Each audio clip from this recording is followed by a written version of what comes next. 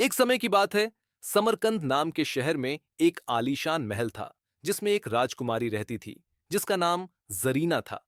वह अपनी सुंदरता और बुद्धिमत्ता के लिए पूरे इलाके में प्रसिद्ध थी।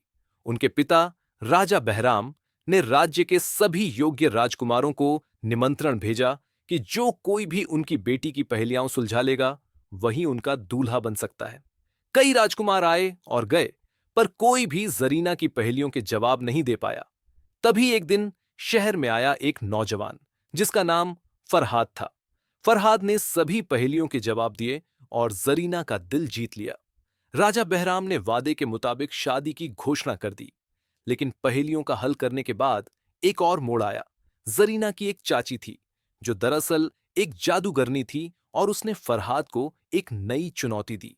उसे एक असंभव खजाने की खोज करनी थी, जो जरीना का हाथ पाने की सच्ची परीक्षा थी। इस खजाने की तलाश में फरहाद ने रात भर की यात्रा की। उसने राक्षसों से लड़ा, जादुई जीवों का सामना किया, और छिपे हुए खजाने की खोज में समुद्री डाकुओं के झांसे से भी बचा। आखिरकार एक परी ने उसे रहस्य का हल बताया। वास्तविक खजाना तो तुम्हारी निष्ठा और प्रेम है, जो जरीना के हृदय को छू लेगा। जब फरहाद वापस लौटा, उसने अपनी सभी कठिनाइयों और यात्रा के अनुभवों को राजकुमारी के सामने रखा।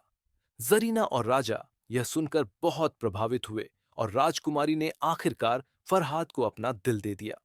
जादूगरनी चाची को उनके नेक इरादों का एहसास हुआ, और उसने अपना तंत्र मंत्र छोड़ दिया। राजकुमारी जरीना और फरहाद की शादी धूमधाम से हुई, और इस प्रेम कहानी को समरकंद का हर घर में गाया जाता है। वे हमेशा खुशी खुशी रहे, और उनके प्रेम की कहानी आज भी आलीशान महल की चमकती दीवारों में सुनाई देती है,